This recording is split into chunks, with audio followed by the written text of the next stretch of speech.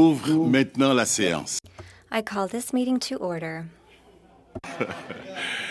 Écoutez, c'est une nouvelle année, donc It's a new year, so Happy New Year, everyone. Thank you for being here, for working as usual. réunion numéro 30. The interpreter notes there is an echo in the room. Service will resume as soon as possible. Pursuant to Standing Order 1082 and the motion adopted on Monday, October 3rd, 2022, the committee commenced its study on the National Strategy for Veterans Employment After Service. La réunion d'aujourd'hui Today's meeting is taking place in hybrid format. Pursuant to the House Order adopted Thursday, June 23rd, 2022, and MPs are participating virtually, including Mr. Daryl Sanson. Before speaking, please wait for me to recognize you by name. And if you are participating by video conference, click on the microphone button to turn it on. All comments and questions by witnesses and members must be addressed through the chair. And pursuant to our routine motion regarding connectivity tests, I can confirm that everyone has completed this test before the meeting. And now I would like to welcome our witnesses. From the Department of Veteran Affairs, we have Stephen Harris, Assistant Deputy Minister, Service Delivery Branch, Jane Hicks, Acting Director General, Service Delivery and Program Management, Lieutenant Colonel Retired Chris Hart, CD Director, Transition and Program Support, Service Delivery Branch, and Nathan Svensson, Director Research. Monsieur Harris. Mr. Harris, you are a regular guest at our committee. You have the floor for the next 5 minutes. And unfortunately, I did not bring along my cards, but I will let you know when 1 minute is left and when your time is finished. I know. I'm so sorry. You want Voilà. Donc, Monsieur Harris, à vous. So over to you, Mr. Harris, for 5 minutes. Please go ahead. Mr. Chair, members, it is my pleasure to be here today to speak about the work our department is doing to support Canada's veterans in securing employment in their post-military life. On average, 8,500 Canadian Armed Forces members release from service every year. And from this population, approximately 4,000 to 4,500 seek second careers. Statistically, the population of unemployed veterans is comparable to the Canadian average, about 6.6% for Canadians and about 4.5% for veterans. Unfortunately, veterans are more likely to report underemployment and dissatisfaction with not being employed to their full potential. We know veterans develop many skills throughout their military careers, including leadership, analytical skills, problem solving, and strong communication. We want to support them to provide them with the services and tools to realize their career goals. Of course, we know that any workplace transition can be difficult, and we know that veterans can struggle with adapting to the civilian workplace culture. Anciens Combattants Canada s'est engagé. Veterans Affairs Canada is committed to a whole-of-government approach in developing a comprehensive strategy to improve employment opportunities for veterans, also to promote their well-being and support their success as they transition to civilian life. The transition is most successful when a veteran can thrive in all areas of life. Veterans Affairs Canada has developed a Veterans Wellness Framework that takes 7 areas of well-being into account: health, daily life skills, social integration, cultural and social environment, housing and physical environment, financial security, and a meaningful purpose. The Life After Service Studies research program is a partnership between Veterans Affairs and Statistics Canada that began in 2010. The information collected is used to measure the level of well-being among veterans and to inform policy and programs. The program has provided a wealth of information on the health and well-being of veterans and the factors that impact their successful adjustment to civilian life. Statistics Canada conducted surveys in 2016 and 2019. The survey information helps us better understand the reality and needs of veterans.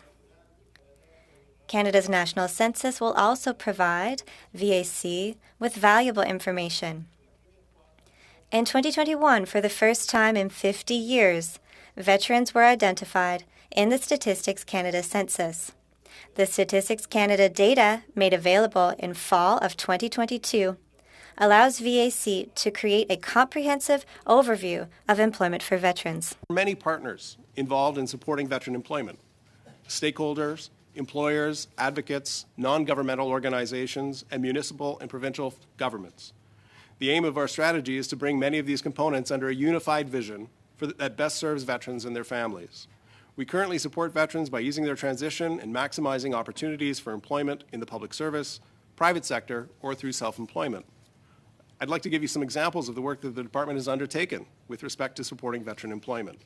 Our Veterans Employment Unit is dedicated to supporting veterans' employment and career transition. We provide professional career transition support, which includes one-to-one career counseling that helps veterans find work by connecting with potential employers, developing a personalized education or a training plan using the education and training benefit. We use social media and LinkedIn to connect Canadian veterans with Canadian employers. We launched a LinkedIn group during the pandemic that, in just over a year, has grown to 3,000 members. 75% of them are veterans and 25% are employers, recruiters, and human resources professionals. For the past 2 years, VAC has hosted a webinar series focused on employment opportunities for veterans and transitioning CAF members. Over 2,500 people have registered for the series. An average of 300 people have attended each session. More than 100 Canadian employers attended to introduce themselves to veterans, including at least 12 federal departments and agencies. We also created a one-stop job bank for veterans, a portal where employers can screen veterans, and we worked with labor market experts to develop materials to help employers understand the benefits of hiring veterans. This is involved in supporting many stakeholders of veterans that support veteran employment. All of this support gives veterans options. We'd be happy to take your questions. Thank you so much, Mr. Harris, for your opening remarks. And now let's go for the first round of questions. And we're going to start with our first VP of the committee, Mr. Blake Richards, for 6 minutes, please. Oh, there we go. Great, thank you. Appreciate your opening remarks, and I certainly applaud the initiative to try to do everything that you can to ensure that there are employment opportunities and meaningful employment opportunities for our veterans. Obviously recently in some of the things that have been going on, that we've had a fair amount of disagreement about what's happening at Veterans Affairs. But on this we do not. I'm quite pleased to see the direction that you're looking to go. But I also will point out, notwithstanding the fact that on the panel today we've got 4 of you here from Veterans Affairs, and we do have one of the 4, so 25%, who is a veteran himself, and Lieutenant Colonel Hutt. Thank you for your service to our country. But that doesn't seem to be kind of the norm within the department. 1 out of 4 would be quite high, actually, in terms of the number of people employed at the department. And I think it's really important to practice what you preach. And if we want to see more veterans employed, it seems to me like Veterans Affairs would be a great place to start. I know the latest numbers I could find was from 2019, and the numbers were not very good. I hope you can tell me that it's improved in a few years since then. But what percentage of employees and would you have an overall number of employees at Veterans Affairs who are veterans themselves? Thanks for the question. I don't have a specific number for you right at this point in time. We do collect the information with respect to veterans who are part of the department. It is a voluntary basis, and so it would not be a comprehensive number that I would be able to give you, as some people choose to declare their past military service and some don't. Okay. I mean, I know the numbers that I saw were from 2019, and it was 167 out of 3,198 employees, or about 5.2%. You know, it sounds like that maybe could be slightly low, potentially, based on what you've just said, but either way, that could be a lot better. And I'd like to see if you could tell us anything about what you're doing to improve those numbers within Veterans Affairs itself. We've certainly prioritized veteran hiring, not only within Veterans Affairs. We'll talk more about how it's been prioritized in the federal government as well. We prioritized it when we had additional resources given to us to assist in disability adjudication. We've prioritized it in all of our posters, essentially going out advertising for positions within the department. And we continue to recruit folks from past military life and service to bring in to add their expertise to the work that we do, including in the employment unit. Chris is one representative of our employment unit that's here, but there are others, and they include more veterans and former Canadian Armed Forces members as well. Okay. Well, I mean, I just would encourage you to do everything you can, because I think if you don't set the example, when you go to the private sector, or when any of us go to the private sector and say, hey, we want to see more veterans being employed, and that's something that, you know, we all want to support. You know, if you can't say that you're leading by example, it makes it that much more difficult, obviously. The other thing I wanted to ask you about is, you know, obviously in a lot of cases, especially those who've served for a long period of time in the military, or those who've served, you know, in very difficult circumstances, there's often the need for the services from Veterans Affairs to be able to make that transition, to be able to move to a civilian employment, type of an employment, and it can take sometimes some time. But one of the big challenges I think many veterans are facing now is the length of time it takes to get some of those services from Veterans Affairs. And so that's a barrier for veterans to be able to be employed that length of time. I mean, we're hearing, you know, a year, 2 years, kind of not being that atypical for those kinds of things. There was a recent indication from the Auditor General that I think, you know, over the last couple of years, it's like 29% a couple of years ago, 42% last year, in terms of a specific, you know, programs that are intended to assist veterans with that transition to civilian life, from military to civilian life. The number that are actually getting their, you know, the service standards met. So it's a very low number in terms of veterans getting what they would expect in the length of time they would expect. That's a big barrier to moving to civilian life. What are you doing to improve those so that Veterans Affairs isn't standing in the way from veterans being able to gain meaningful employment? I think, well, it's fair to say we've had some delays in disability benefits processing, and we've made some good progress on that. You were just indicating some of it. In terms of programs that help support veterans with employment, with transition, we actually make a great effort to make sure that they get access quickly. They get very quick access to the career transition services. They can get access to career transition services before they actually leave the military and continue that afterwards. So they can get access to a rehabilitation program quite quickly as well, which again helps support a post-military transition to other employment. So can you give me some specific examples of things you're doing to try to improve that? Because when you talk about 42% being the number that are, you know, veterans that are being served within the time that's expected in terms of service standards, that's a pretty low number. And I would like to hear some specifics on what exactly you're doing to improve those numbers, because you know, if we want to see veterans get meaningful employment, the first step is got to be getting the proper and timely service from Veterans Affairs. Yeah, and that low number doesn't 30 apply. seconds, please. That low number doesn't actually apply to most transition programs related to employment. Jane, I don't know if you want to add in about career transition services. Sure. I think I'd like to say with rehabilitation, veterans can apply prior to their release, and it's independent, it's completely separate than disability benefits. So they can have a decision prior to their release and then receive the benefits hold on one thereafter. second, because the number I'm quoting is actually the percentage of veterans who would agree with the statement that, and this is the statement, because of the Veteran Family Program, I have increased access to programs and services to assist me or my veterans transition from military to civilian life. So they're actually talking about the transition from military to civilian life, and you know, 42% of veterans are saying they're satisfied. That means more than half of them are not. So there's something that needs to change there, and I'd really like to hear what that is that you think you can do to Mr. make that Richards, sorry, you were over the time, so maybe we'll get a maybe that chance. you will answer that the next time. And now I'd like to invite Mr. Charles Rogers for 6 minutes, please.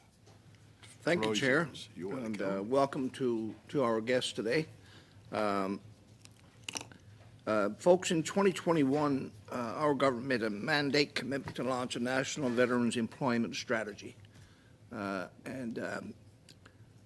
like for you to expand on that a little bit, but more importantly, what's being done now to support veterans who are finishing their career or partway through their career and want to move on from the military into civilian life. So what are the kinds of supports that are out there for them? And what's the department doing to make sure that these veterans are aware of these supports? Mr. Chair, there's quite a number of supports available for veterans as they transition from the military. There's the rehabilitation program, there's career transition services, vocational rehabilitation, there's career transition services. Those are just a few of the services that are available to assist veterans as they transition from the military into civilian life. In terms of the National Veteran Strategy, we've been working over the fall to consult. We've been consulting with veterans, with employers, and this month we'll be consulting with our colleagues to learn more about some of the challenges, the barriers of how we can develop the National Employment Strategy. It has helped to inform the strategy. We've learned quite a bit over the past few months in terms of some of the challenges veterans are experiencing. Is it okay if I continue, or? Okay.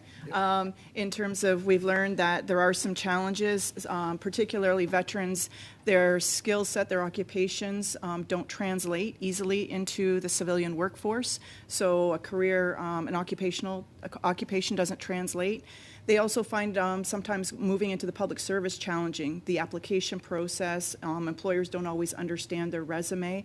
So there's certainly opportunities for improvement. Those are a few things that we've noticed in particular. And they don't know where to look. There's so much information out there in terms of employment. So the strategy, obviously, what we want to look at is providing a cohesive framework or a portal so they know where to go to get assistance when they need it in terms of employment.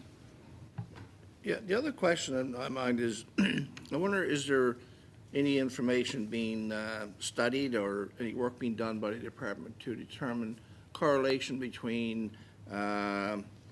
meaningful jobs and the mental health of veterans that decide to enter the workforce after they leave the military?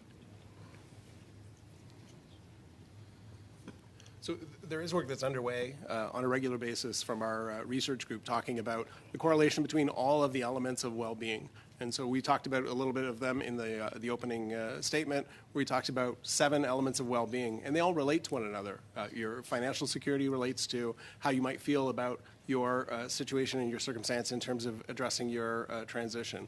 Your housing may have an impact on that. And so maybe I'll ask Nathan to just talk a little bit about some of the work that we do in terms of correlating employment, mental health, and wellness and well-being.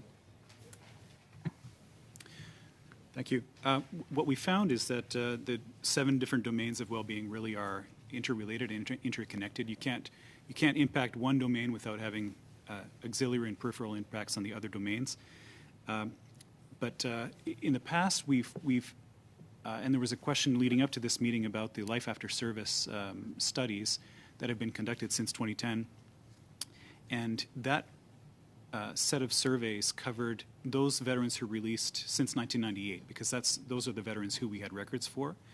So that was the set of the population for whom we understood their well-being or were able to measure their well-being in those 7 domains. And going forward, starting in 2022, thanks to the census question that identified veterans in 2021, we've been able to expand that survey representation to cover the full veteran population. So once we have those results, which we're expecting by the fall of this year, we should be able to report on the well-being of veterans across the 7 domains, including in their employment, for the whole veteran population across Canada, not just those recently released. Mr. Chair, I just wondered as well, we introduced the education and training benefits program from $40,000 for anybody with 6 years service to $80,000. So did you find that many of our vets actually took advantage of that program after it was introduced and gave them an opportunity to prepare for civilian life in a new career? Yes, the uptake actually has been pretty good. This past, sorry, Mr. Chair, okay. The uptake has been pretty good. We've had this past year, there was just over 2,200 veterans that took advantage of the education and training benefit. So there's roughly 50% of those that have taken advantage of the formal courses, and then about 50% that took advantage of shorter courses.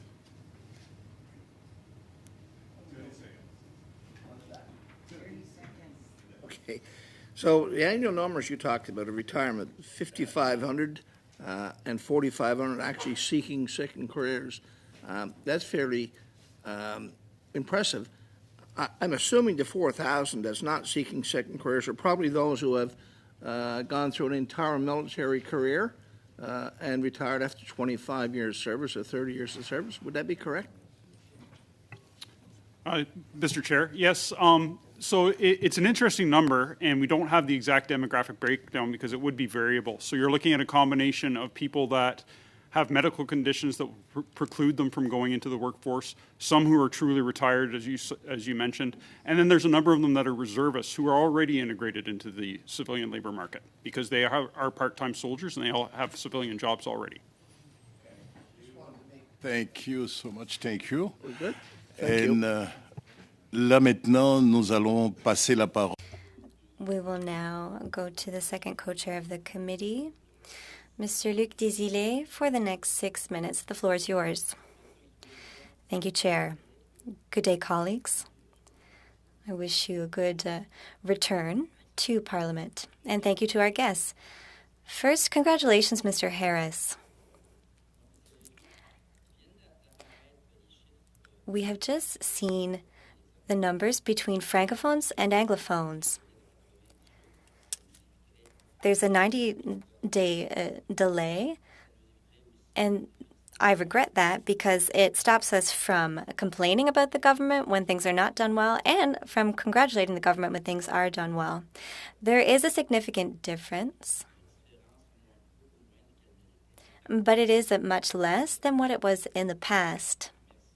So thank you very much for living up to our requests in that regard. Secondly, we can't be against this type of strategy, even if I do have a difficulty understanding the essence of the strategy. So I'd like to ask you about that later. I'm wondering if we are encroaching on provincial jurisdiction, because it is often at the provincial level that such matters are governed. I would like to know what mechanisms will be put into place, that you are planning to put into place, to facilitate this transition from the military to civilian employment. I can begin at least, and perhaps my colleagues can jump in. I'm sure they'll want to add something further. For the concrete steps, we want to improve the visibility of veterans when they are released from service in order to better place them in the labor market. Often it is a matter of interview skills because they have not participated in an interview in over 20 years in some cases. Also, sometimes they require a certificate or something else to up their visibility and employability in the labor market. So we work on an individual basis with veterans to improve their chances, and we can also work together with employers to help them be aware of skills that veterans have, as well as their abilities and other training that they will have completed. Question. And what you're saying is very noble, but aren't these things that already exist at VAC? Answer. I'm describing what is part of what we're doing currently at VAC. We're developing tools, and we do make efforts at listening to employers as part of our strategy.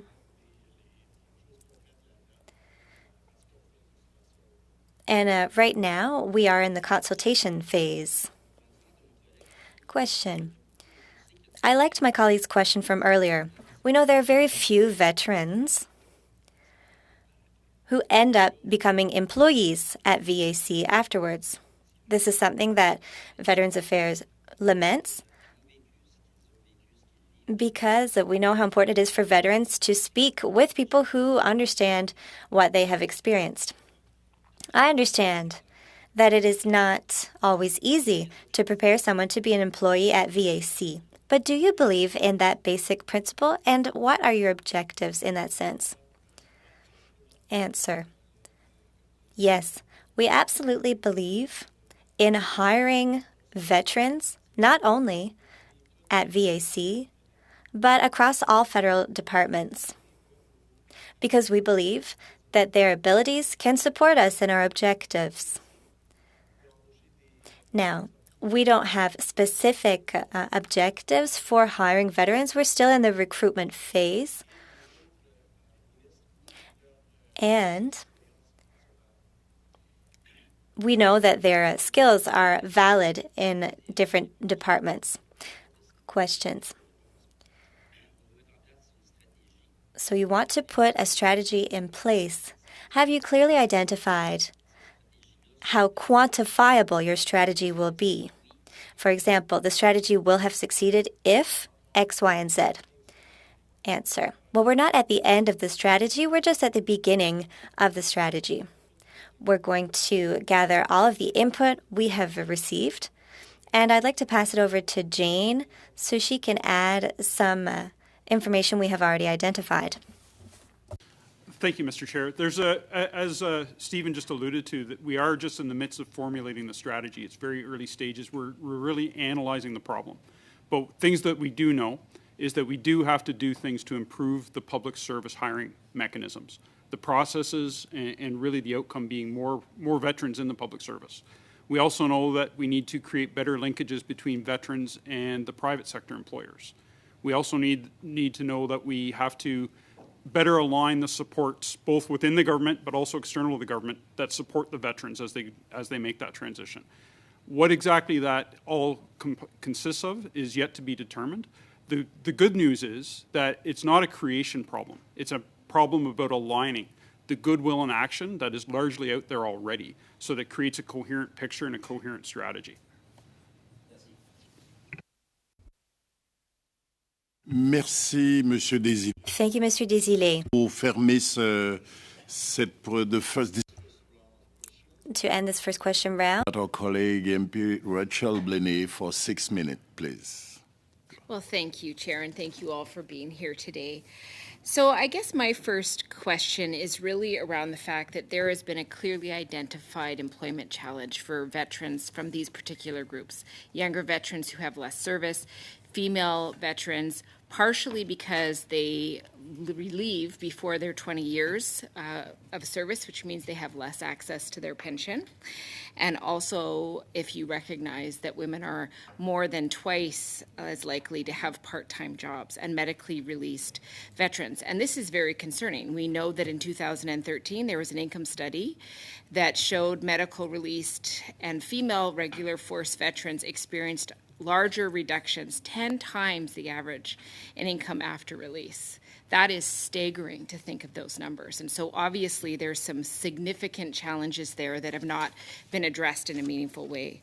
So in terms of the public consultation, was there a particular strategy that outreach to those particular groups so that as this strategy is put together, there's a plan that is actually looking at the people who are not getting the best support and making sure in the future they are? Mr. Chair, it's a great question.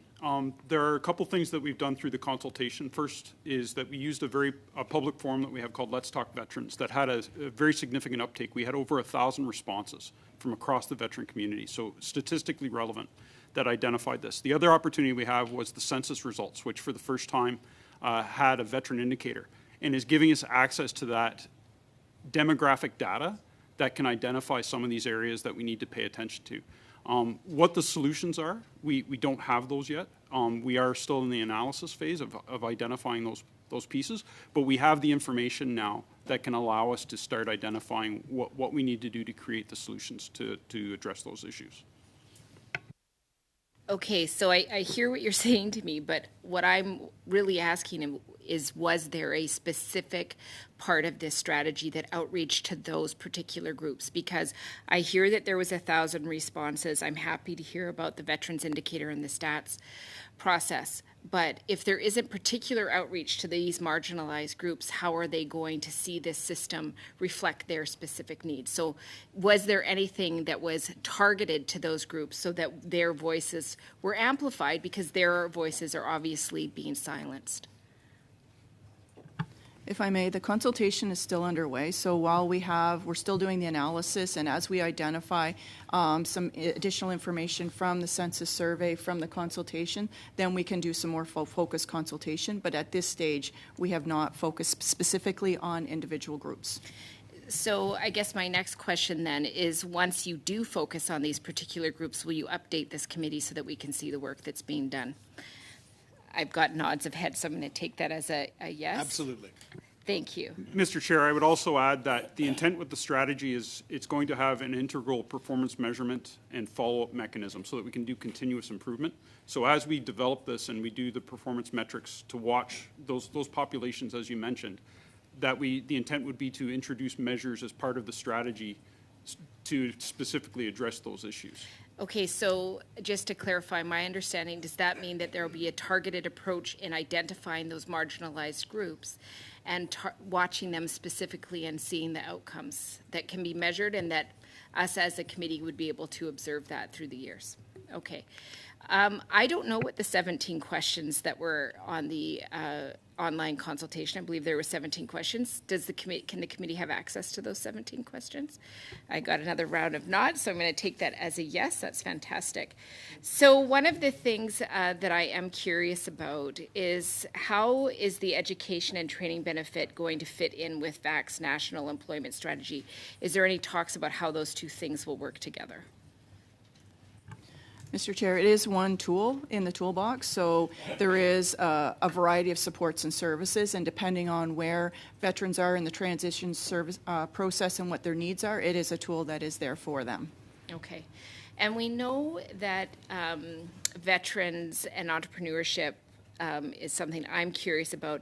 Is there any particular pathways that help with veterans who want to be entrepreneurs? I think for myself, and the riding that I represent is more rural, and that is a huge need in our area. So I'm just wondering, because I do understand that the take-up on the education and training benefit is fairly low. Within that context, what supports are there to help in these ways for veteran entrepreneurs? And would the department consider tweaking and changing it so that we could see more wins here? If the uptake is low, that tells me that there's something that's not working. So is there any changes within those two venues to change that? Mr. Chair, I'll talk about the education training benefit for 1 second. I'll turn it over to Chris to talk about entrepreneurship. In terms of education and training benefit, it is something we're monitoring closely. Recently, we've actually sent a notice to all education institutions, post-secondary education institutions across the country, to increase the awareness of the training benefit, and we'll continue to do so, and we expect that it will continue to grow. It is a fairly new program. It was implemented in 2018, and we are seeing growth in that program. In terms of entrepreneurship, I'll just turn it over to Chris to talk specifically to that piece. So part of the ecosystem in veterans employment, there's a number of governmental organizations, non-governmental organizations, for-profit enterprises. One of the ones specific to entrepreneurship is a nonprofit organization called the Prince's Own Entrepreneurship, which we maintain linkages with and communication with. And what they provide is a number of education programs and awareness programs around entrepreneurship, specifically targeting veterans. So that's one avenue that the veterans have that we contain linkages with. The intent is, as we analyze this part of the problem for the strategy, is that we don't want to replace what these third parties are doing. We want to reinforce and support them and create that alignment that I mentioned before, and then identify gaps. Thank you so much. Thank you, Mr. Hart. And now I'd like to go back to MP Blake Richards for 5 minutes, please. Thanks. We got kind of cut off, and maybe I'll try this again. I'll try and be a bit more succinct in terms of what I'm asking, and then maybe we can explore it a little bit. So when medically released veterans were surveyed, the question of the statement, they were asked to agree, whether they agreed or not with this statement. I have increased access to programs and services to assist me with my transition from military to civilian life. So exactly what we're talking about here, gaining meaningful employment is a huge part of the transition to civilian life. And in 2021, the result was 29% agreed with that statement. In 2022, a little bit of an improvement, 42%. That still says that the vast majority of medically released veterans are saying they are not happy with the access they have to programs and services to assist them in that transition, which says that there is something that needs to be done better and different to help veterans in this area. So can you tell me what you're doing? Give me some specific examples of what you're doing to make that better, that transition better for those veterans. Thank you, Mr. Chair. If I understand, the data point is coming from the Veteran Family Program and the the Military Family Resource Centers, which are managed by our colleagues with the Canadian Armed Forces. We help fund the Veteran Family Program, and clearly there's some work to do with respect to the Veteran Family Program to make sure that awareness is higher amongst all of the participating MFRCs in that particular area. We'll continue to work with them as our partners in terms of that service delivery. Can I interrupt you there? Because Sure. I'll be honest, I'm getting a little frustrated today because I keep hearing we're going to work on this to try and get better. We're going to do this to try and be better. This isn't a new problem. Like, this committee has looked at this before, and the recommendations coming out of this committee before are saying this has got to be better. There was reports in 2018, 2019. There's indications from things like this. And I wasn't here in 2018 or 19 in this committee, but I kind of imagine we would have heard the same thing back then. Oh, we know we got to do better. We're going to do better. We got all these ideas. Can you give me some specific examples of things that you're doing? Like, give me an example, even one. Give me an example of a specific thing that you're doing right now to try to improve this. And how do you measure whether you were successful or not? I'll be honest, I'm getting a little frustrated because I keep hearing we're working on it, we're working on it. Well, what exactly are you doing?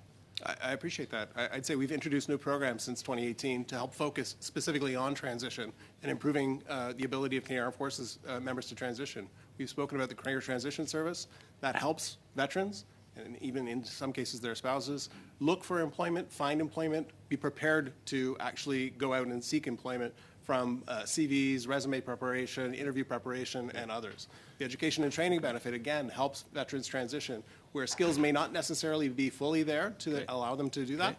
It helps them in that sense as well. So those two examples, and I appreciate some examples, that's good.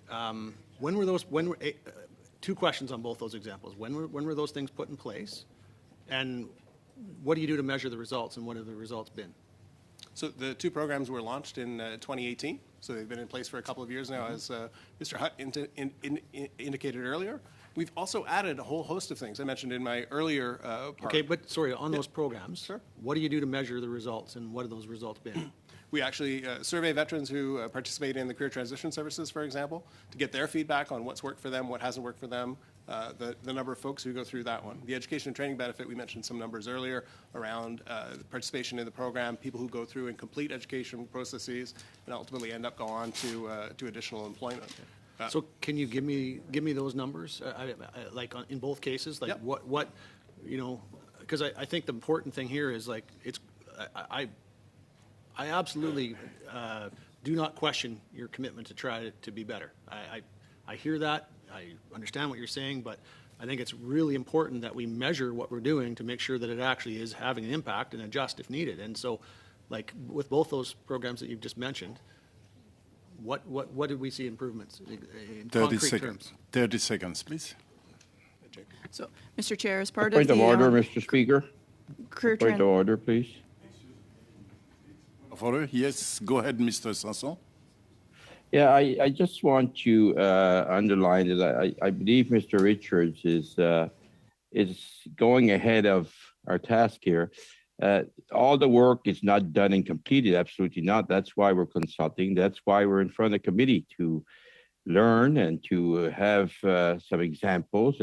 But this is not an end product. This is a process, and we are consulting and we are working with our committee, and hopefully our report will help. Thank you, Mr. the Sanson. decisions being taken. But Miss- he seems to be Mr. looking Sanson, for answers. Mr. final Sanson, answers. thank you. Thank you. Merci. So let's go back to Mr. Blakes would like to respond to that.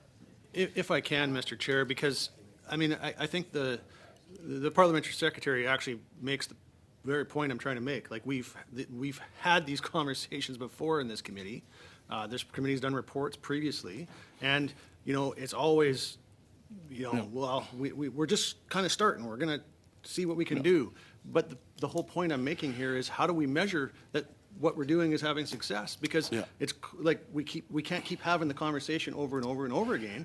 And I don't really think it's a point of order. So I maybe we understand. can go back to the Okay, witnesses and let I them understand, respond Mr. Blakes. to the I know question. that members are allowed to ask questions, so please, I'd like to, excuse me, Mrs. Hicks, so please, you have 30 seconds. And So if I can just remind, what I'm looking for is like concrete, what are the results of those things, and like, do you feel comfortable that they've been successful based on the results? yes, As part, both the career transition services and the education and training benefit were evaluated in 2021, 2022. So there was a departmental evaluation that was completed with results. The report was published in 2022, and as a result of those, there was recommendations and actions that have been taken to improve communications awareness. So there is some measurement that of the two programs. And I know where time's up. I know our time's up, Mr. Chair, but I No, just it wanted to was- ask if they could table the results, because then we could see the numbers. Okay, Would that right. could you table that with the committee? It's actually public. It's published on the Veterans Affairs Could you- website. We can share yeah, it. with you. it's So public. we don't have to go looking for it. Yeah, Thank the you. analyst said it's public already, so you can have it. So now for 5 minutes, I'd like to invite Mr. Wilson Miao for more questions. So go ahead. Thank you, Mr. Chair, and welcome back to the community. I understand last November, our minister and VAC had hosted a veteran employment consultation here in Ottawa. What are the biggest takeaway, or what have you've been hearing from the roundtable, and more specifically, what are some of the comments you heard from the participants? Thank you, Mr. Chair. I was part of that consultation process. It was a very robust discussion involving a number of employers and third-party organizations that I've mentioned that we've been talking to.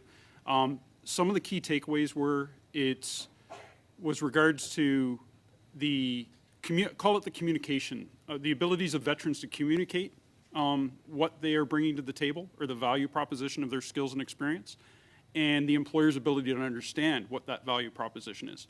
So the need was to provide tools for both sides of that equation to understand the skills and experience that veterans have, and to be able to communicate that.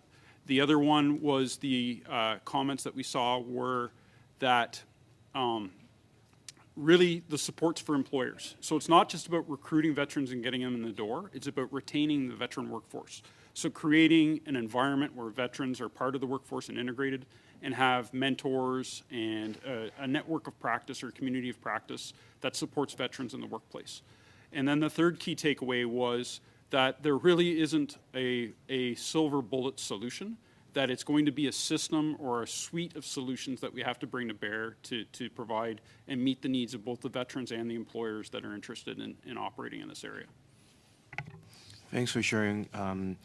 What about, I understand Mr. Harris' remark earlier mentioned about the outreach for veteran employment strategy, including through social media and also LinkedIn. Is there any other avenue to reach out to employers and even participants across the nation to better allow them to understand what is available and the communication piece? So it was mentioned that we have the Veterans Employment Unit within Veterans Affairs Canada. Sorry, Mr. Chair. And that they have an existing network of employers that are actively engaged with them, involved in discussions, that participate in our social media, including the Hire Veteran LinkedIn group. But they also maintain a dialogue and talk about how they can promote that community of practice. So it's an ever-growing network that is actively maintained by our Veterans Employment Unit. In a day long gone, I would have referred to it as the Rolodex, but it exists still. The same as that network of veterans that actually reach out to the Veterans Employment Unit looking to network and establish that network. And really, as part of the employment strategy, it's something that we need to grow because it's a very small nucleus within the employment unit. How do we create a veterans network and a veterans employer network that becomes its own entity and lives and generates itself on its own? And is there a challenge reaching out to some of the veteran that doesn't use this kind of technology and to help them with the transitional process? Mr. Chair, yes, we try and use as many channels as possible. So for instance, as someone is going through the transition process, it's not just an electronic or digital process. There's an actual physical series of touch points with the veteran, both while they're serving and immediately after they're serving, where they go through interviews within the CAF and with VAC that provide them and align them with the services and supports they need, including those career transition supports. So they're physically told. There's also some educational products, including that cover transition in general, but specifically targeting those employment aspects of it as well. So they have online learning products and some lectures that they go through while they're serving and have access to while they're not serving. And then there's some communications products, so actual releases and things of that nature. So there's multiple channels that we try and make sure that the message gets out as broadly as possible. Thank you. And for some of the veterans who would like to find work in the public service, how is the department helping the veteran with that? And is there any barrier that they will encounter to work in the public service?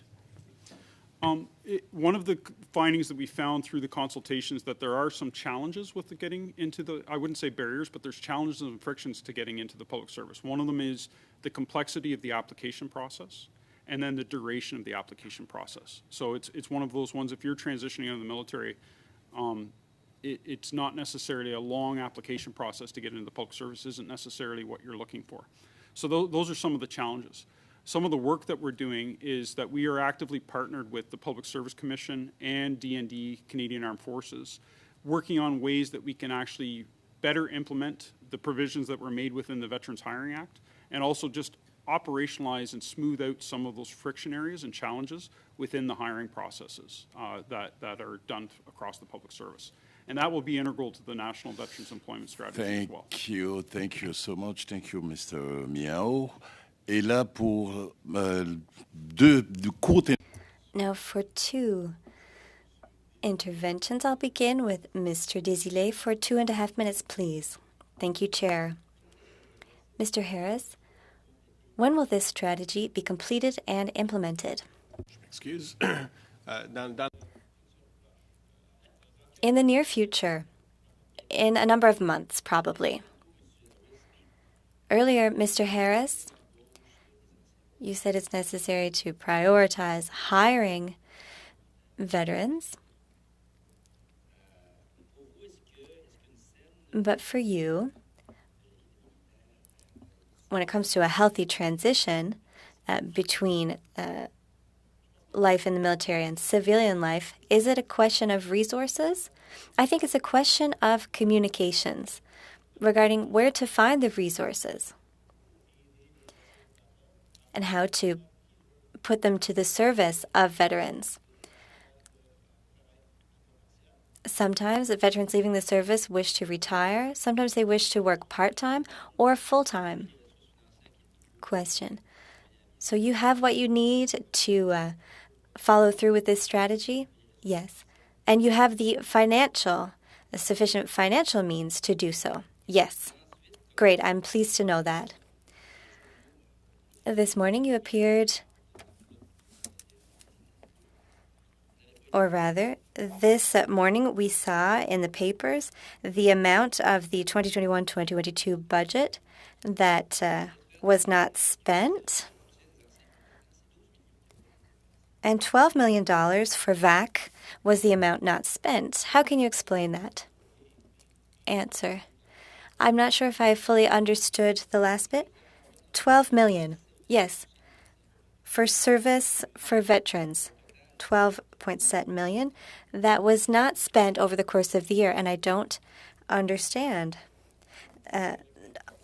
We also see the $921 million over the full year. I can say to the committee that we have a number of different budgets for different areas of the department. And we always ask for more funds than will be necessary, so that we do not end up in the situation where we are missing funds.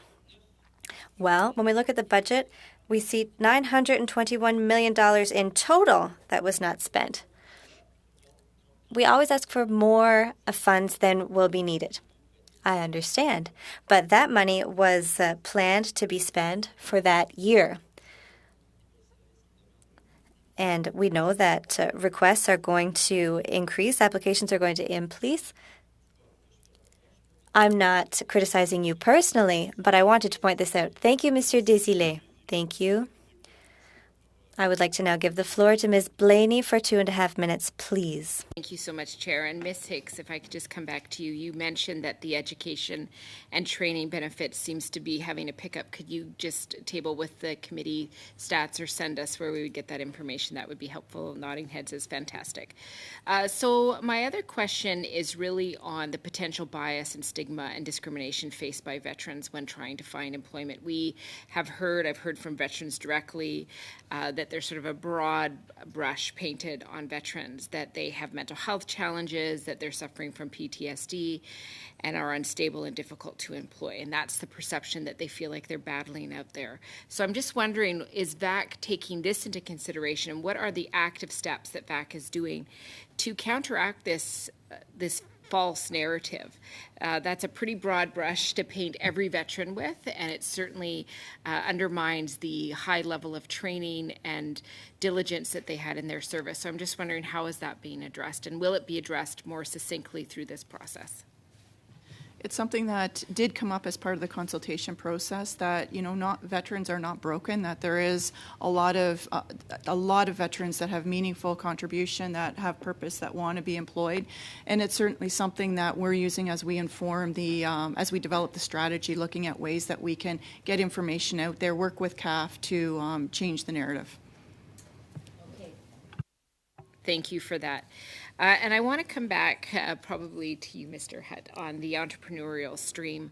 Again, like I said, I feel like this is not being picked up as well as it could be. I understand that there are programs like the Prince is Operation Entrepreneur, but I'm just wondering, has it at all been considered to give more seed funding to help veterans actually open up this door and look at those funds and maybe have a little bit more grace in their strategy so that they could have those financial resources to start their positions and their businesses?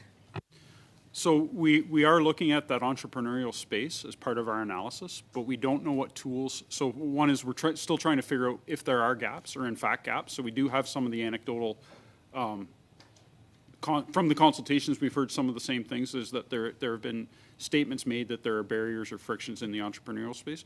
We don't have them quantified, so we don't know exactly what levers we need to pull.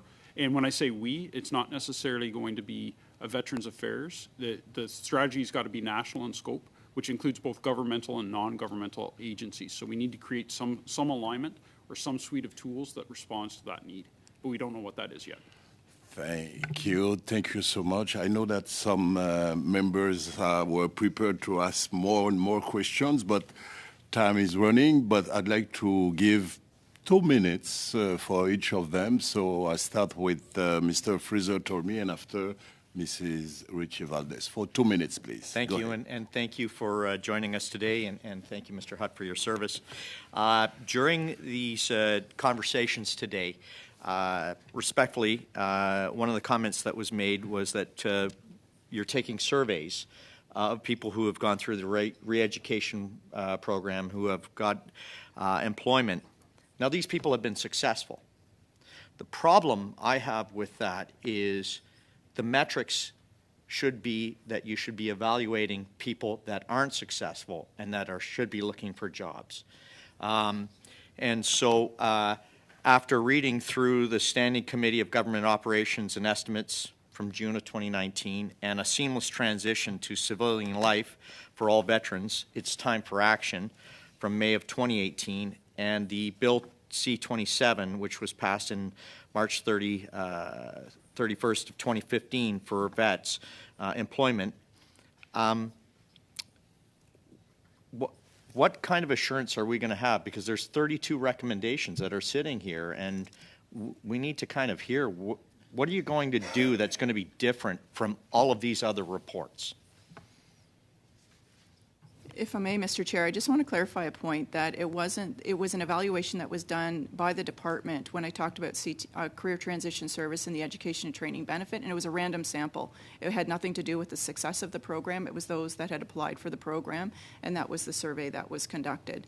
So we have the results. We can share those with the committee. So then, to clarify, can you tell me out of that survey how many people were successful and how many people haven't been successful? I believe it's part of the evaluation report that we can share with you. Okay. So what are you doing to evaluate people that have not been successful? Because that's the area that we need to focus on. Mr. Chair, I think there are two areas that we focus on when we're measuring. One is those people who are participating in the programs and services offered by the department, and one is the broader veteran population. And thanks to the census identification question in 2021, we're now able, Statistics Canada is now able to identify who all of those veterans are. And we have just completed a survey in October to December 2022, the Canadian Veteran Health Survey, that covers a number of these questions: main activity, satisfaction with job or main activity, labor market activities, and those should represent veterans whether or not they are accessing services through Veterans Affairs. Thank you. Thank you so much. And now let's go to Mrs. Richie Valdez for 2 minutes, please. Thank you, Mr. Chair, and I'd like to thank the department for joining us today. We heard about the well-being and mental health of veterans earlier. So through you, Mr. Chair, can the department share how the Veteran and Family Well-Being Fund has been providing funds to grassroots organizations that help veterans find employment and upgrade their skills as they serve after they serve our country? Mr. Chair, thank you for the question. Since its inception in 2018, the Veteran and Family Wellbeing Fund has supported more than 100 community-based organizations. In particular, 14 of those projects have gone towards initiatives that are focused on employment and retraining, totaling almost $6 million in funding that's been awarded to date. And that's a focus every time that we hold a round of competitions for the fund. We're specifically looking for what are the initiatives that will have the most impact in that stated theme, and the scope of reach, whether that's across the country or within the community. That's how we rank those applications, is we look at both the impact and the scope. And we have some examples of a number of projects that have been funded. We can share a list with the committee of those 14 projects that are in this theme. That'd be great. Thank you, Mr. Chair. Is VAC's education and training benefit meeting its objectives to help transition veterans in upgrading their skills or finding good jobs? Mr. Chair, as per the evaluation that was completed, the education and training benefit was meeting its objectives. Thank you. And could you clarify for us how many veterans are accessing it, or what are they using it for? There's approximately, just this past fiscal year, there was approximately 2,200 that accessed the education and training benefit. And it's for a whole variety of courses. We can provide a list of those most frequent courses that are accessed. Perfect. Thank you. And just, I think I'm probably out of time if I ask another. Thank you. Exactly. So, yes, go ahead. Point of order? Point of information. Mhm. And I asked it, I just wanted to ask, because there are a couple of questions I planned to ask you at the end of the meeting, just to get an update on a couple of things, but I actually think potentially, depending on what your response, the witnesses may have something they can help with on this. So if you don't mind, I'd like to just ask you a couple quick questions and just see where we're at with a couple of pieces of committee business. First one being, with regards to the documents that we received last Thursday, I think it was. In the first part of that motion, we were asking for all of the internal communications between the minister's office and the department about medical assistance in dying, and the department seems to have interpreted that to be within some defined date range, and therefore some of the information that we were seeking is cut off. That does not comply with the motion, Mr. Chair, and I was curious what we're going to do to ensure we get the rest of the documentation. That was the first thing. And the second one is with regards to the study we just did on the rehab contract. I know we had given some instructions for a report, and I understand we're awaiting the contract, which I understand the department is having translated, and which I assume we should have any day. But I wondered when we plan to work on that report. So that was the two questions, and I just thought maybe I should ask because they may have information that could be helpful. I don't know where we're at with that. Have you followed up with the department on the documents, for example? But, okay, thank you for the question, but I know that the clerk, she's in touch with the department, so maybe that you can help a little bit on those two fronts, please. Sure. So I think you're referring to the big motion we had. There was 2 points, one with dates and the other one with without any date range. So I did ask the chair if the dates that were in the second point will apply to the first one, and that's how we got the same range for both of those bullet points in that motion. As for the second question you had on the rehab contract, like mentioned in the interim letter by the department, it will be coming in on mid-February. And I'll leave it to the chair if he has anything to add. Yeah. Before we go to that part, on the motion was very clear. There was date range for the second part. There was not a date range for the first part, and there was a very specific reason for that. And I don't believe the motion, therefore, has been complied with. And I'm wondering if maybe the department officials could answer, could they provide, how quickly could they provide the rest of the documentation that's already overdue now? I don't know if you can give us any information, Mr. Harris, or...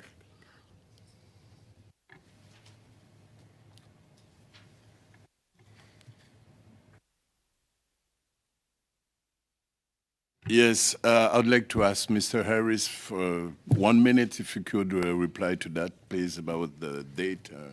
Mr. Chair, we worked with the committee and with the clerk to provide the information that was required. If there's different information required and that request is put in, we'll work to provide the information. We're always interested in helping to support the committee. So, Mr. Chair, with you and the committee members, if there are different requests or if it's to be interpreted differently, please do indicate that back to us. Well, thank you. What we will do, I will sit down with Mr. Richard and see what the difference is, and with the clerk, we'll call you or send you a letter about that. Okay, thank you. So, as you know, we have another panel, so I'd like to thank the witnesses who were there with us.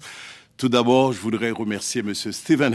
I would like to thank Mr. Stephen Harris, Assistant Deputy Minister of the Service Delivery Branch at VAC, Jane Hicks, Acting Director General, Service Delivery and Program Management, Lieutenant Colonel Retired Chris Hutt, CD Director of the Transition and Program Support at the Service Delivery Branch, and also thank you for your service.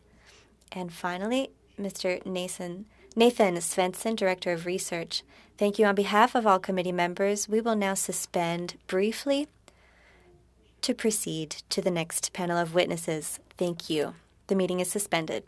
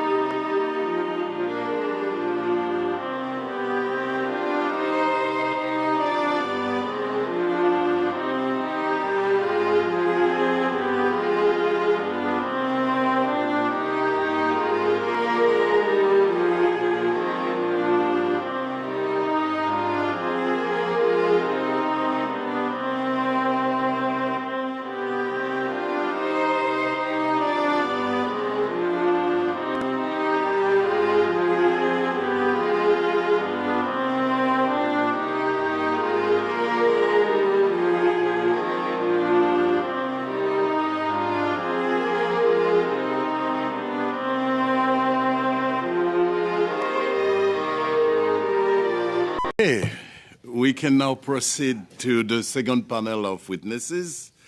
A quick reminder to our witnesses that before speaking, please wait until I recognize you by name. And if you're on video conference, please click on the microphone icon to unmute yourself. And now, members of the committee, I would like to welcome our witnesses. First of all, as an individual, we have Mrs. Mary Beth McLean, a PhD candidate at Queen's University by video conference. Et ici avec nous, nous avons... And in the room with us from the University of Ottawa, we have Serge Blais, Director General of the Professional Development Institute. To start with Mrs. McLean, so you have the floor for 5 minutes for your opening remarks. Please go ahead.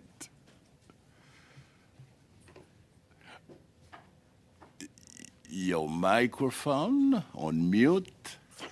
Yes. Here we go. I see that. There we go. Okay. Thank you very much for the opportunity to speak to you about this important topic. I will be speaking to you today about findings on veteran employment from research I led during my time as a researcher with Veterans Affairs Canada. This research uses data for from the Life After Service Studies, or LAS, as well as findings from research conducted by NATO on military to civilian transition. So employment has been found to be important to the health, well-being, and adjustment from military to civilian life of veterans. Fortunately, most veterans are employed after release and satisfied with their work, and both employment and satisfaction rates grow over time. Also, while the unemployment rate, so that is those actually looking for work, does not differ from that of the Canadian general population, veterans are less likely to be employed and more likely to experience activity limitations at work. There are also variations in outcomes across diverse groups of the population, and this was alluded to early in some of your questioning earlier. Those looking for work are more likely to be younger at release, to have fewer years of service, and to have served in the Army than those employed veterans. Those not in the labor force are more likely to be older and to have had more years of service and may experience barriers to work, such as ageism and disability. Satisfaction with civilian employment also varies considerably by military rank, with officers being the most satisfied and privates and cadets being the least satisfied. The lowest labor market earnings are among those who served in the combat arms. Employment rates are lower among female veterans and among medically released veterans. There are also gender differences in earnings. Female veterans earn about 58% of what their male counterparts earn. And this is not a function of the types of industries women work in, as females earn less than their male counterparts in all industries except for mining. Changing employers is common among veterans. More than half of veterans changed employers during the first 3 years post-release. About 1 in 10 veterans report that their main activity is disabled or being on disability in the first year after release, and this figure doesn't change over time. So while income and access to benefits and compensation are important for the health and financial security of veterans and their families, having a purpose in work and life provides a sense of identity and social integration that is essential for successful transition to civilian life. Research suggests that people experiencing disability should be encouraged and supported to remain in or re-enter the workforce as soon as possible. So in this regard, programs such as individual placement and support have been found to be more effective than traditional rehabilitation in improving employment rates and earnings among veterans with PTSD and spinal cord injuries. In a systematic review of work reintegration among veterans with mental disorders conducted in Canada, individual placement and support was highlighted as a promising intervention. Many nations recognize the importance of employment assistance, and most have programs available to both transitioning and former members.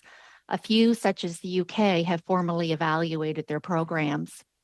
So what does all this tell us?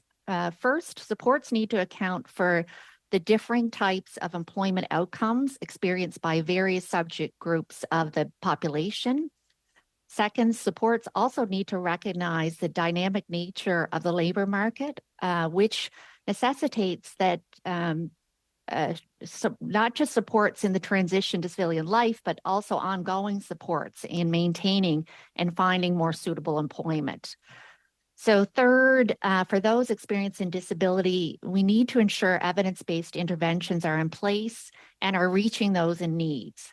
This includes work accommodations, multidisciplinary healthcare and case management, and individual placement and support, which combines these elements plus a set of principles which focus on ability rather than disability.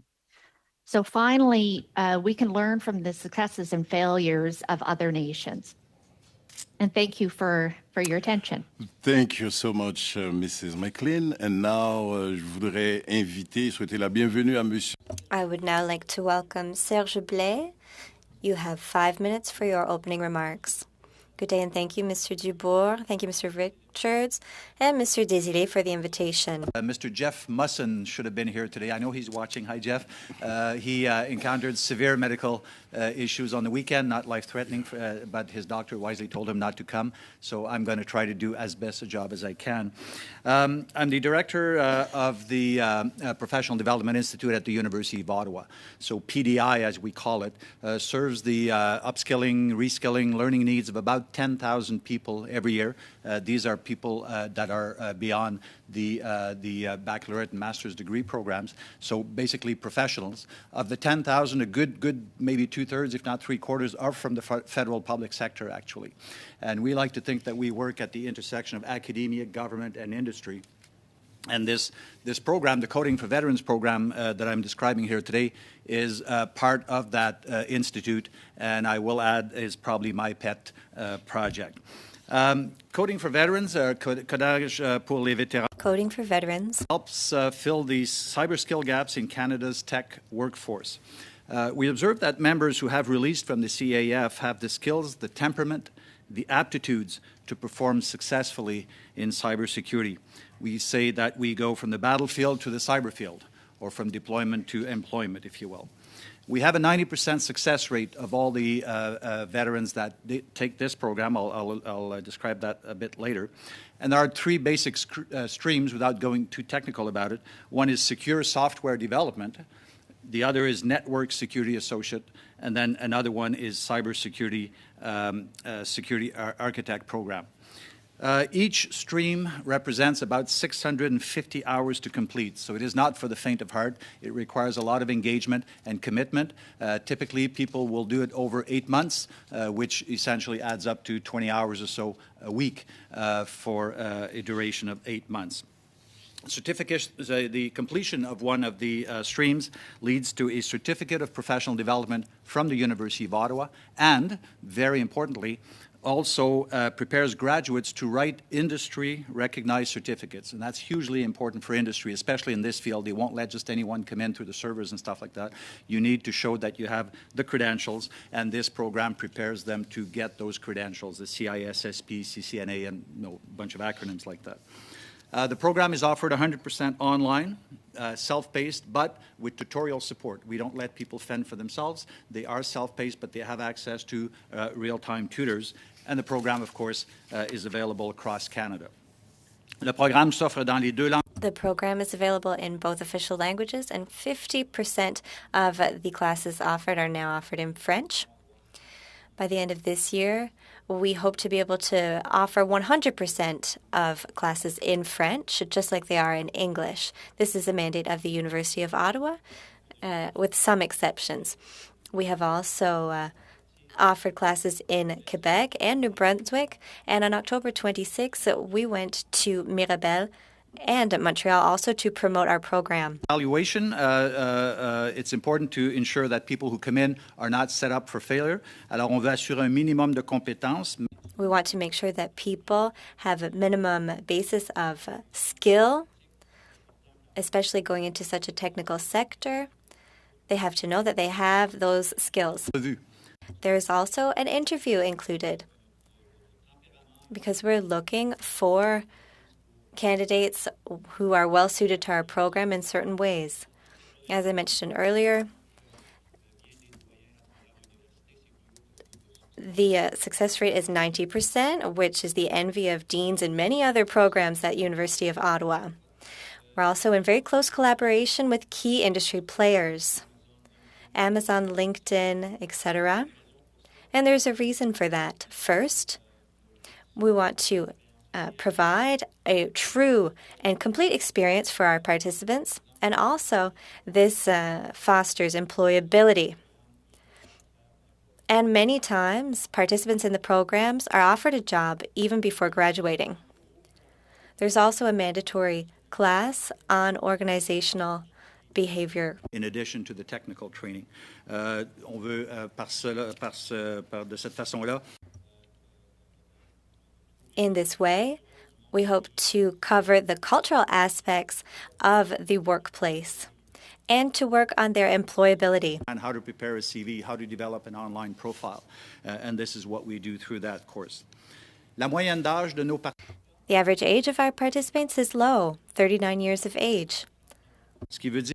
This means that these individuals have many active years in the workforce ahead of them. 80% men and 20% women participate in our program. How much time do I have left, Mr. Chair? Unfortunately, Mr. Blais, your time is up. But we are looking forward to you answering committee members' questions. I would also like to inform members that at the end of the meeting, we will have to approve the budget for this study. Therefore, we will only be doing one 6-minute question round. And you can share your time. Wait, Mr. Fraser told me for 6 minutes, please. Thank you very much, and I'd like to thank our visitors for their presentations. I guess the first kind of questions I have are kind of discovery questions. So, Ms. McLean, when you were discussing vets that have got out of the military, you talked about officers and you broke it down, and then you said cadets, and then you got into the Army, and so could you kind of give me a little bit of insight into that? Because I have a perception of that officers, say a pilot gets out, goes and works for Air Canada, WestJet, or continues in a career in aviation. They're a skilled trade. Officer that maybe is an administrative officer goes into a business and is able to transfer their skills. But when you get to the Army, I don't want to give you the answer, but I'm looking for what your insight is to that. So officers, as I mentioned, they are much more likely to be satisfied with their jobs, and it may be related to, actually it is related to their use of their skills. So that is an important factor contributing to satisfaction with civilian employment. In terms of Army, the combat arms in particular is the least transferable in terms of skills, and especially those who leave at a fairly low rank are the least satisfied with their civilian employment, and the span is quite large. I don't have the numbers in front of me, but I think it was over 90% of officers are satisfied with their jobs, but I think it was less than half of those who left as privates or cadets. Okay, so if we were looking at any recommendations for future employment, would you agree with that those that have served in Army combat roles, that they would maybe need more training, more education, not because they need education, but education in a career that they might need to go into? Is that something that you would agree with? Yes, for sure. But whether veterans feel that they're using their skills that they acquired, in the military and civilian world is important to their satisfaction, but it's not necessarily related to the occupation. So, for instance, women are much more likely to be in a transferable occupation, like administrative types of tasks or healthcare that are directly transferable to a national occupation, let's say. But they are much less likely than men to agree that their skills are being used. So there's something there that it's not directly connected to the military occupation. Just would ask, do you think this is something that we should have been aware of beforehand? We've done report after report, and so I'm sure you've read some of our reports and some of the recommendations that, should have been implemented. So do you not think that this is something that we should have been made aware of and that we should have already been acting on? Yes, I would say it would be something. It's all of what I spoke to today is all published information in peer-reviewed literature. Or the NATO, for instance, the NATO work was a peer-reviewed published edited book. It would be great if all programs and services were based on the evidence. And I'm sure because I conducted most of this research while I was before I retired from Veterans Affairs.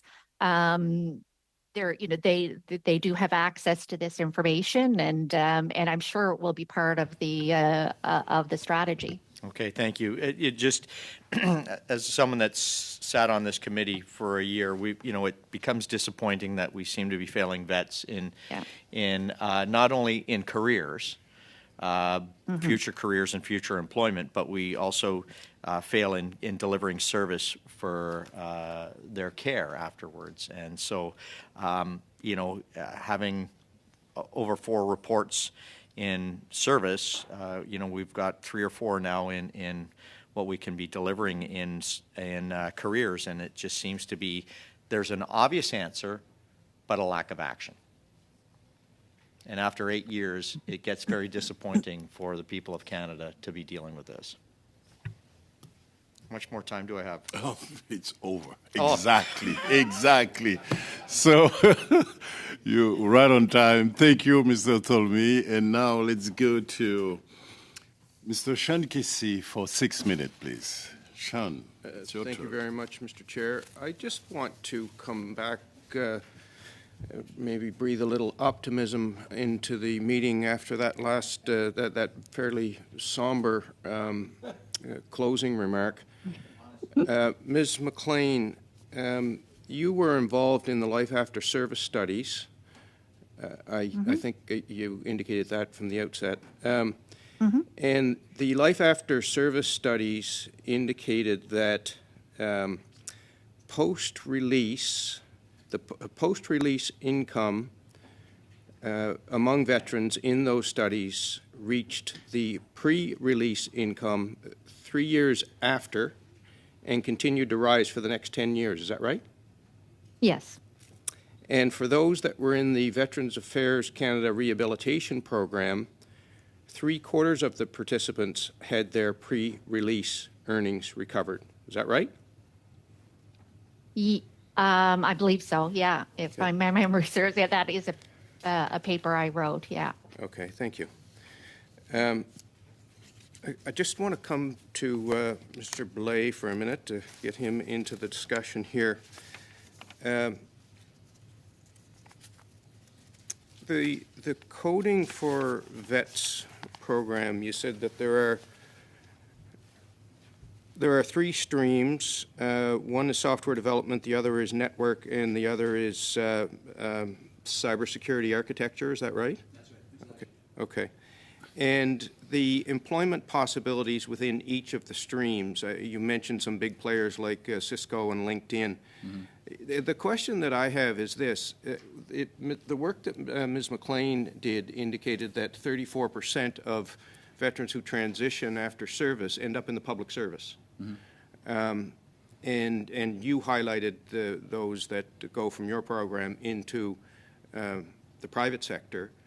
And it seemed that you also indicated that the vast majority come from public service. So I'm interested specifically in the veterans.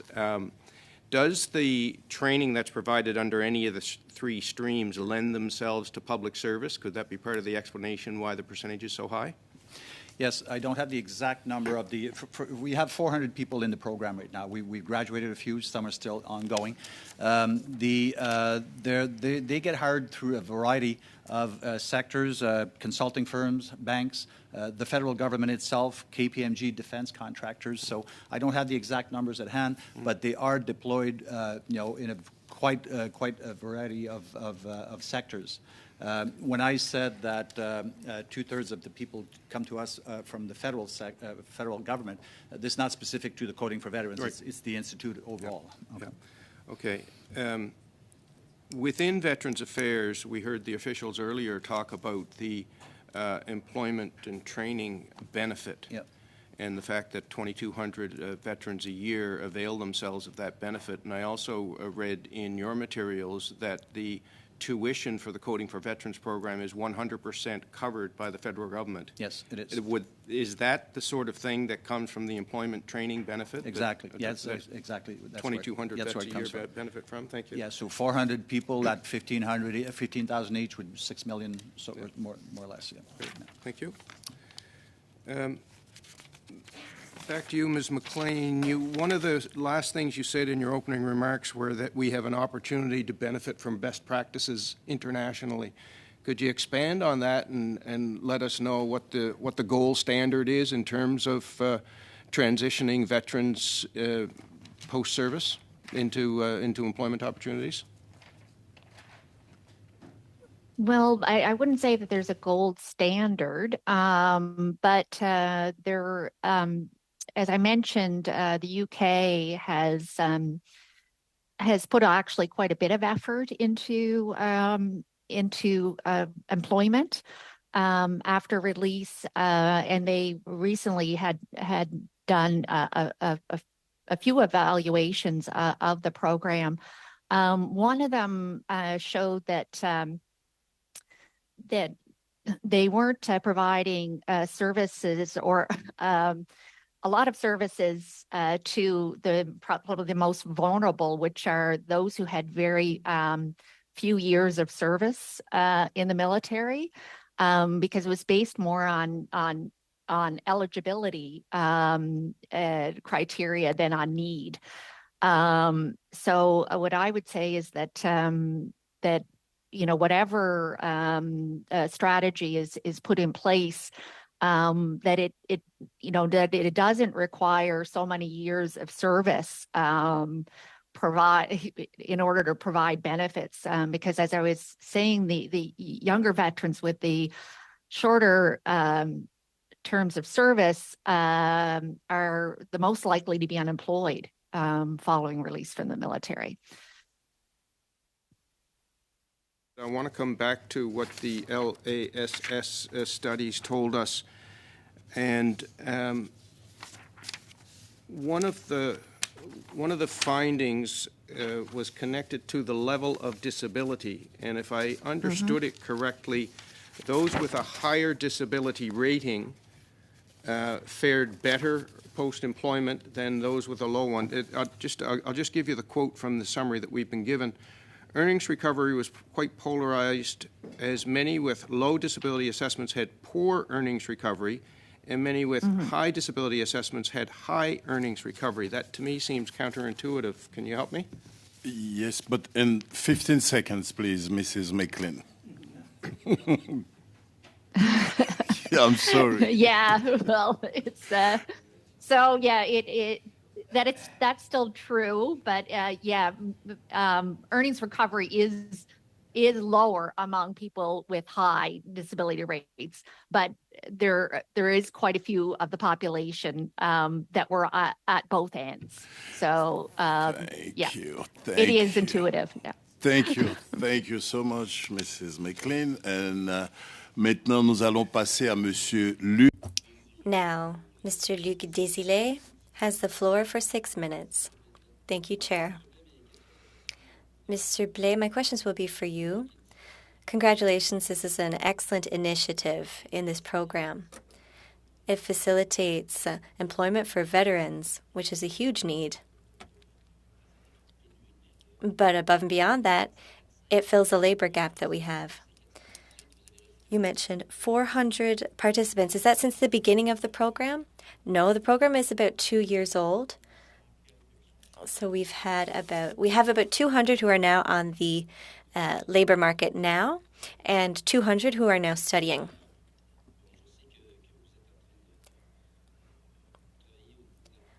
I know that you're working in Francophone areas. I congratulate you, by the way, on translating your website.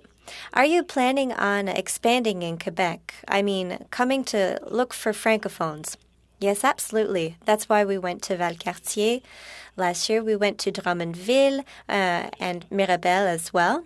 We literally have a small van that we drive around to attract attention. We try to have as much media presence as possible. So yes, absolutely.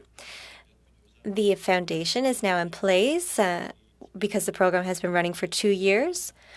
So now we do have to shift the focus more towards Quebec. So we are definitely moving in that direction. How do you see the future of this coding program? Do you see expanding the number of students per year, for example? We commissioned Accenture, a firm, to look at the return on investment to ascertain whether the program is meeting its objective, and we're very pleased because it seems to be the case.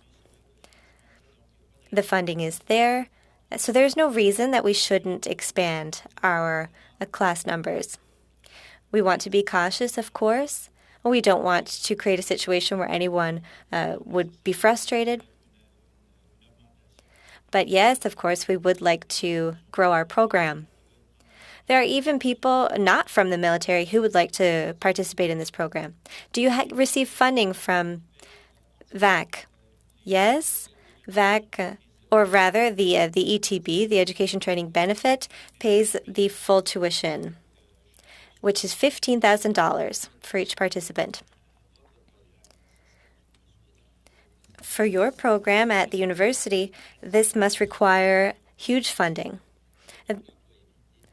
Can you tell me about the employment rate for those 400 students? Yes, it is approximately 100%, in fact. Anecdotally, a high number of students receive a job offer before graduating. For others, they find a job very quickly. You might be wondering, well, 90% employment rate is very good, but what happens to the other 10%? Well, they can continue training to be as ready as possible and to bring us as close to 100% employability as possible. Is VAC the one that communicates the information and promotes this program? Yes, VAC does promote the program in newsletters and so forth, through also the Canadian Armed Forces. But the program has only existed for 2 years. But if we look at the visitation of the website, there has been exponential increase in views.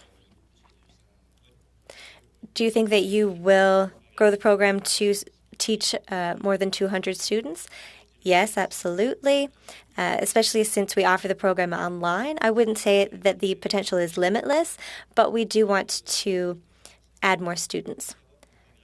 Can you tell us about the support from VAC? The program is fully self-funded. Are there any other programs that might be added for veterans? Yes, there are certain ideas, but there are some stumbling blocks. For example, when the candidate cannot start the program, even if their release has already been accepted, the candidate cannot begin the program until they have completely been relieved of their military position. When we know that there's a release, the candidate can begin, if the candidate could begin already participating in the program, this would remove that gap for us and would make things move faster. That's number one. Number two, there is a security clearance obstacle. The fact that the candidate loses their security clearance unless they begin their new job immediately is a problem for employability. Because when candidates successfully graduate, they have to reapply for the whole security clearance, which can last up to a year. We would like for there to be a mechanism where the security clearance can be parked or maintained during that period where the person is finishing their course until they start the next job. Perhaps our committee could be of some support. Yes, we would like for the committee to make those recommendations. We also talked to you earlier about the entrepreneurship program. We do offer training that could certainly be made available to veterans. Entrepreneurship, you were talking about this, Ms. Blaney, is something we already do across the country, and we could very well open it up to service members, that's for sure. Merci, Monsieur Blais. Thank you, Mr. Blais. Merci, Monsieur Blais. Thank you, Mr. Blais. And now I would like to ask Ms. Rachel Blaney for the next 6 minutes to ask the final questions for this panel. Over to you. Well, thank you, Mr. Chair. I appreciate that. And if I could come to you, Ms. McLean. First of all, I want to say how much I enjoyed reading your research. It was very informative, and I appreciate the time that you took to do that important work. My first question is really about the Let's Talk Veterans strategy that they use to consult with veterans. I noted and asked a question of VAC when they were here, and they acknowledged that the outreach did not include a specific strategy to do outreach to the groups that you mentioned that are really having particular challenges. But they said they would implement that at a later date. I'm just wondering if you have any thoughts on what would be the best strategies to outreach. We know the outcomes for younger veterans, veterans with disabilities, female veterans, and medically released veterans are really challenging. It's not working well. And so I'm just wondering if you have any feedback on, based on your research, based on the things that you learned, what would be the most effective way to outreach to those folks and make sure that this strategy actually includes solutions that will work for those stakeholder groups? Well, I would be pretty specific about perhaps even doing focus groups with some of those groups, and maybe separately as well, because we have to understand. There's a few things we don't understand. LAS is a great resource, but it's quantitative research. So there hasn't been a lot of qualitative research done with those groups to better understand, their satisfaction with their employment and there's kind of bumpy road post-release until back to parity in terms of earnings and why how they're moving or why they're moving so often between employers in the first few years. I think we need to understand that more qualitatively than we do now, and that doesn't usually come from any kind of open consultations that require people to come forward. So the most vulnerable groups are the least likely in any research or any types of outreach efforts are the least likely to come in. So they need to be targeted quite specifically.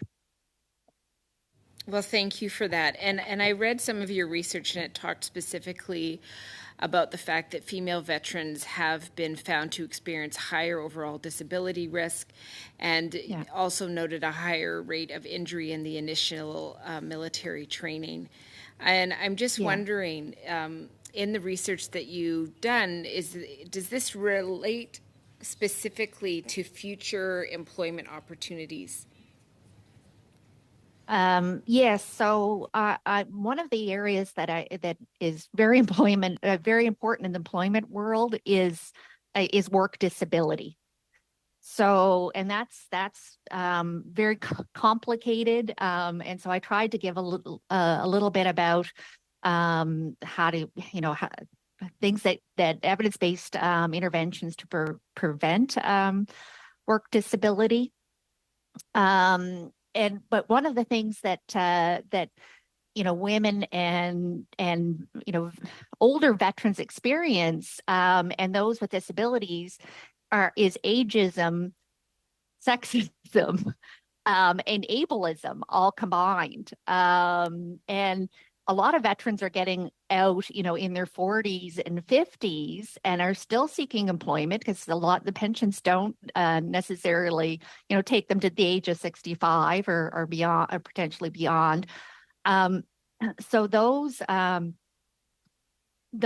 older Canadians and older veterans, I'm sure as well, experience a lot of ageism and have a harder time finding a job and have a longer time to find a job than older people. Well, thank you for that. Through the chair, of course, one of the things that I struggle with is the fact that we in Canada still have very, very low numbers of female service members. Those numbers are still low, and no matter what they seem to want to do, it's not actually resulting in more women joining the forces. And when I look at the outcomes for female veterans, it seems to me there might be a cycle here that we should be considering. Yeah. And we saw in your research that most female veterans do not stay for the 20 years.